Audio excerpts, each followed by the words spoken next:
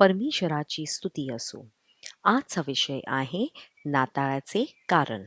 1 पेत्र 1:3 म्हणते, ज्याला त्याच्या दैवीय शक्तीने जीवन आणि देवाभक्तीशी संबंधित सर्व गोष्टी दिल्या आहेत, त्याच्या ज्ञानाद्वारे ज्याने आपल्याला गौरव आणि सुटणारे बोलावले आहे.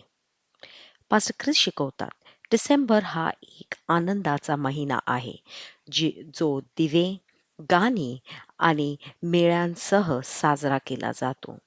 परंतु सौंदर्य आणि उत्सवाच्या पलीकडे या ऋतूचे खरे कारण आहे नाताळ, येशू ख्रिस्ताचा जन्म उत्सव. नाताळ हा केवळ सुट्टीपेक्षा जास्त तो देवाने जगाला दिलेल्या सर्वात मोठ्या देणगीचे स्मरण आहे. त्याचा पुत्र येशू, तो बाळ म्हणून आला, आपल्यामध्ये राहिला आणि त्याने आपले जीवन दिले, जेणेकरून आपल्याला चांदी किंवा सोन्यापेक्षाही श्रेष्ठ काहीतरी मिळू शकेल, अनंत काळचे जीवन. देवाचे जीवन बायबल म्हणते, देवाने आपल्याला अनंत काळचे जीवन दिले आहे आणि हे जीवन त्याच्या पुत्रात आहे. ज्याच्याकडे पुत्र आहे त्याला जीवन आहे.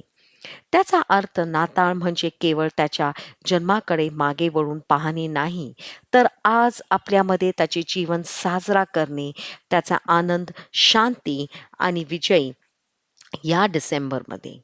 जेव्हा तुम्ही गाणी गाता, शेअर करता आणि साजरा करता, तेव्हा लक्षात ठेवा, सर्वात मोठी देणगी येशू आहे. माझ्या मागे प्रार्थना म्हणा.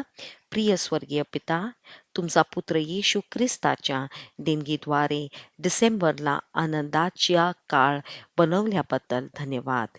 मी आज माझ्यामध्ये त्याचे जीवन साजरा करते आणि मी घोषित करते की मी येशूच्या नावाने विजयी, शांती आणि सार्वकालिक आनंदाने जगते. येशूच्या नावात आमेन. धन्यवाद.